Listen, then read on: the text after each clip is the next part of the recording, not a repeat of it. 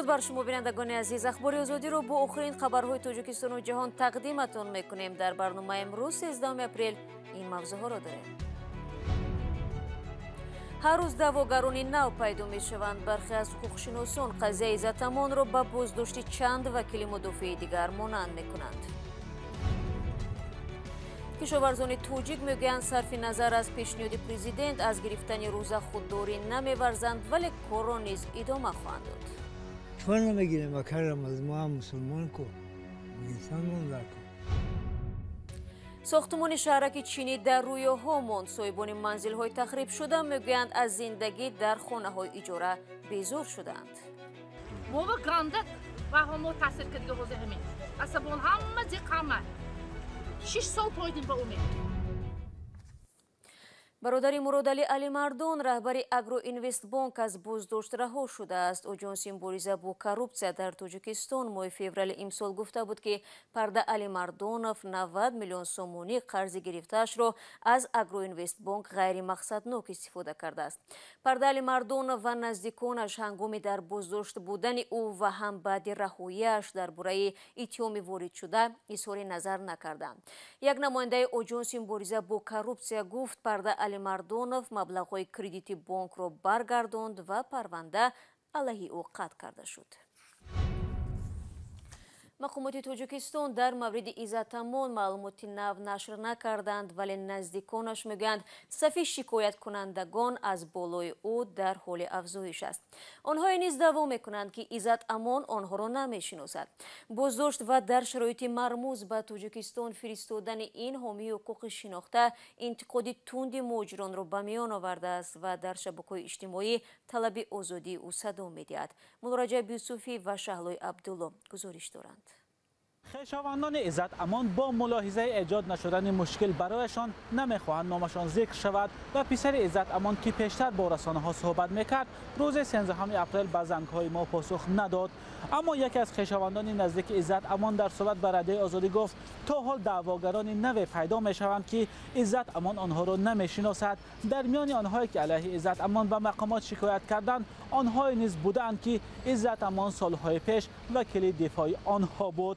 پیوندان این حامی حقوق مهاجران میگویند چون این دعواها بی اساسند، چون هر وکیل دفاع حق کارش را میگیرد. خویشاوندان عزت امان گفتند تا حال مادر او از بازداشت فرزندش خبر ندارد. نزدیکانش بار اخیر با عزت امان روز 12 اپریل در بازداشتگاه ملاقات کردند. مقامات بجز از نشر خبری بازداشت عزت امان تا حال هیچ شرحی رسمی در این باره ندادند. تنها معلوم است که علیه عزت امان با ماده 247 قسم 4 یا قلابه در حجم مخصوصاً کلان پرونده جنایی باز شده با او جریمه یا تا 12 سال زندان تهدید میکند. پیوندانش گفتند عزت امان با قرار دادگاه ناحیه اسماعیلی سامانی به حبس پیشکی گرفته شده است. به دنبال اعتراض مهاجران از بازداشت عزت امان در شبکه‌های اجتماعی نوارهای پیدا شدند که برخی افراد از حامی حقوق انتقاد کرده او را به قلابی متهم میکنند. در این نوارها که معلوم نیست تحت چه شرایطی ثبت میشوند دعواگران میگویند که عزت امان سالهای پیش از آنها مبلغ گرفته دیگر بازپس نداده است، ولی برخی کاربران شبکه‌های اجتماعی با اشاره به مانند بودن مکان ثبت و یک خیله بودن شکایت‌ها حقانه بودن نوارها را زیر شبهه می‌گذارند. مقامات تا حال نگفتند که نسبت عزت امان در عموم چند نفر شکایت کردند. برخی از حامیان حقوق قضیه عزت امان را به بازداشت چند وکیل مدافع مانند میکنند، از جمله به قضیه بزرگمهر یاروف که در آغاز بر اساس شکایت میزاجانش بازداشت شده بود، تجربه که حالا در قضیه عزت امان تکرار شده ایستاده است. مقامات قدرتی جمهوری تاجیکستان من همین طلبات مدل 247 کودکس جنایتی رو یعنی قلابی رو انتخاباً استفاده میبرند و درست به ماهیت آن صرفم هم نمیروند. این یکمش دومش که صرفم هم میروند، ولی این یک واسطه یک اسباب بالای فشار آوردن زیر نظارت گرفتن همان حمایتگران مملکت‌ها یعنی باشد که کمتر فعالتر هستند. عزت امان رئیس مرکز تاجیکان در روسیه روز 25 مارس در شهر مسکو ناپدید شد و 2 روز پس وزارت کارهای داخلی تاجیکستان از بازداشت او در شهر دوشنبه خبر دادند. دستگیر شدن این حامی حقوق خشم مهاجران مهنتی را برانگیخت و 10 نفر آنها در نزد سفارت تاجیکستان در مسکو تظاهرات کردند. президенти тоҷикистон дар арафаи моҳи рамазон мусулмонони кишварро табрик намуд. ӯ ба кишоварзони тоҷикистон ки дар саҳроҳои тоқатфарсо кор мекунанд машварат дод то аз гирифтани рӯза худдорӣ намоянд. вале зимни суҳбат бо ҳамкорони мо аз телевизиони настаи Шивреме аксари кули кишоварзон гуфтанд ки ҳам фарзи диниро иҷро мекунанд ва ҳам корашонро канор намегузоранд. бар асари хунукиҳои моҳи март дар ин майдон кишти пиёз нобуд шудааст ва ҳоло Аминаву ҳамдиҳагонаш қарор карданд ки дар ин ҷо лӯбиё ва ҷувори Макка коранд. ба гуфтаи ин зан ҳамин тавр корҳои зиёди ғайринақшавӣ пайдо шуд ва онҳо давоми моҳи Рамазон бояд кор кунанд. Амина мегӯяд бо вуҷуди заҳмати зиёд ҳамагӣ тасмим гирифтанд ки рӯза мегиранд. вай бовар дорад кор аст ва шумо наметавонед худоро фаромӯш кунед. мо аз соати 8 сар мекунем то соати 12:30 12:30 ки шуд обед меброем то соати 1:30 хатто 1:30 2 одих мекунем дам мегирем обед мекунем намозамона мехонем. рамазони имсола ба мавсими кишти баҳорӣ рост омад. имрӯзҳо дар кишвар даҳҳо ҳазор нафар дар саҳро кор мекунанд. аз заҳмати баҳории онҳо некуаҳволии хонавода ва гуногунии рафъи сабзавотфурӯшии бозорҳо дар давоми сол вобаста аст.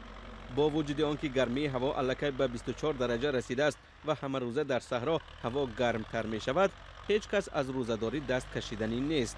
зоҳиран сокинони тоҷикистон пешниҳоди раиси ҷумҳур Эмомалӣ Раҳмонро дар бораи рӯзадорӣ ҷиддӣ нагирифтанд, ҳарчанд тавсияҳои ӯ одатан фаврӣ иҷро мешаванд. чор намегирем макар рамазон мо ҳам мусулмон ку мегистанмон дарку насиб карда боша рӯза мегирем иншоалло насиб карда боша мушкил намешавад агар иншоалло акай рамазон мегирем мегирем рӯза рӯзада то соат 10 кор мекунем. эмомалӣ раҳмон пешниҳоди худро дар паёми табрикиаш дар робита ба оғози моҳи рамазон иброз дошт. ӯ гуфт ки кишоварзон бояд меҳнати бисёр кунанд ва даст кашидан аз хӯрокхӯрӣ метавонад боис ба камқувватии онҳо гардад.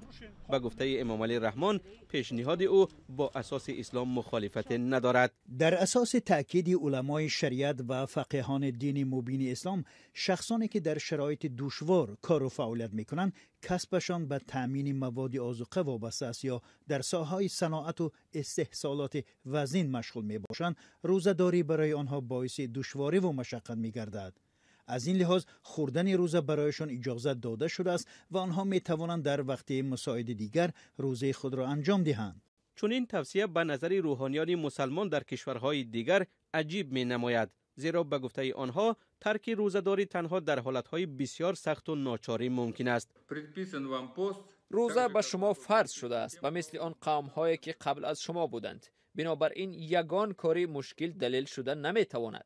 آدم همیشه میتواند رخصتی گیرد و یا در نهایت کارش را عوض کند، ولی آن سببی دست کشیدن از روزه نباید باشد.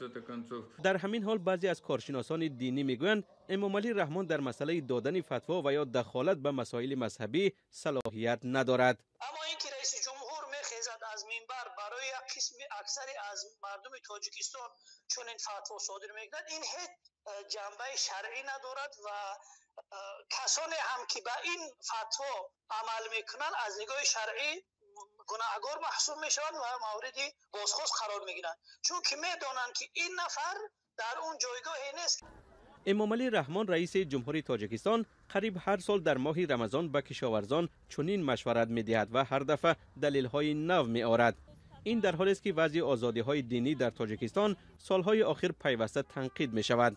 وزارت امور خارجه آمریکا بنابر محدودیت در اشتراک زنان و کودکان در مراسم دینی، تعقیب ریشداران و یا زنان حجاب‌پوش و منع لباس‌های مذهبی، تاجیکستان را بر روی خط پایمال کنندگان آزادی‌های دینی شامل کرده است. شما برنامه خبری رادیو آزادی را تماشا دارید. گروهی از ساکنان خوجند که خانه‌هایشان برای ساختن شهرک چاینا تاون ویران شده بود، به نزد حکومت شهر آمده تقاضا کردند که مسئله با منزل تامین شدن آنها را حل کند. آنها امیدوار بودند که در مدت کوتاه صاحب خانه نو میشوند، اما آرزوهایشان تاکنون عملی نگردیده است. این عائله ها میگویند چند سال این جانب در بدر خانه‌های اجاره میگردند و از چنین وضعیت خسته شدند. فرزان محمدی این موضوع را ادامه میدهد. صبح 13 اپریل بیش از 20 ساکن شهر خوجند با طلب بازپس گرفتن خانه‌هایشان در نزد بینای حکومت جمع آمدند. 32 حوالی این ساکنان را شرکت ساختمانی حسن‌آرا یک که مالکانش شهروندان چین هستند سال 2015 در خیابان رحمان نبیف ویران کرد تا سلسله بناهای بسیار آشنا بسازد، اما دیرتر از اجرای طرح دست کشید. پرزیدنت میبیون که در همه امیدوار شده خیلی خدا ما 32 تا اوله امیدوار نیوره همه امیدوار خیش توارا همه تلفن ما با گنده و همه تاثیر که دیگه حوزه همین اصلا همه زیقامه 6 سال پایدیم با امید. این آیله ها زیاده از 5 سال باز در خانه های اجاره زندگی میکنند. هرچند پول اجاره را حکومت خوجند میدهد، ساکنان میگویند انتظاری زیاد آنها را نگران کرده است. آدمشون نمیبرود даже когда чего и как. خودشون نمیتونن این 6 سال دریم در گشتن 3 جا کشور داشتم بچه‌ام. کسل شدم، کسلای نهایت گرد شدم. باور می‌کنید عیسی به همین وقت. حاضر کجا زندگی میکنید شما؟ حاضر ما اجاره داریم. مبلغش؟ دوستی مبلغ دوستی همین جنجال کلی عمده مبلغ می‌رویم و اجاره پولی. شهردار خوجند روز 9 فوریه در نشست مطبوعاتی گفته بود به کمیش تا آخر ماه مارس امسال به عائله هایی که ضمن طرح شهرک چینی از خانه هایشان محروم شدند منزل خواهند داد. مسئولان حکومت میگویند بینای 9 آشانه در محله 18 شهر خوجند آماده است و به زودی سپرده می شود. گپ در سر آن است که امروز خود در میان ساکنان برای موافقه انتخاب حجره ها بخصوص در آشانه های 1 2 یا که بلند آشانه این در حالی که در این بینای بلند آشانه 9 آشانه لیفت هست کار میکند فعال است ساکنان و موافقه نرسیدند خودی در میان ساکنان چنین موافقه حاصل نشده است با وجود این مقامات تصمیم دارد اقدام گرفته است که در پی گذراندن یک قرعه کشی و چنین بحث‌های داخلی ساکنان را نقطه گذارد. طرح محله که آن را چاینا تاون مینامیدند در نزدیکی رود سیر ماه اوگوست سال 2015 با مدیر کل شرکت پکین جاو شینجا و گروه از معماران چین نهایی شد. بر اساس طرح در اینجا باید 15 بنای بسیار طبقه برای 1200 عائله، مکتب 4 آشانه و دیگر انشاءات اجتماعی ساخته میشد. شهرداری میگوید این شرکت با سبب بلند بودن سطح آب و مسائل دیگر شهرک را نساخت. مسئله های دیگری بین مقامات تاجیکستان و شرکت چینی و ضرری که از این طرح اجرا نشده پیش آمد معلوم نیست. جانب چین تا حال در این باره اظهار نظر نکرده است، ولی اکنون تاوان خانه‌هایی را که شرکت چینی ویران کرد و نساخت حکومت میپردازد. فرزان محمدی، رادیو آزادی، شهر خوجند.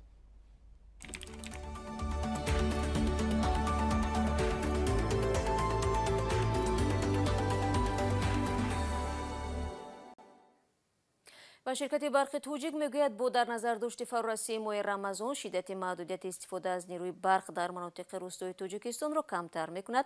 نظیر جان یادگاری سخنگوی شرکت برق توجیک میگوید به این خاطر تصمیم شده است وقتی افطار و روزه‌بندی به منزل ساکنان نیروی برق انتقال داده شود.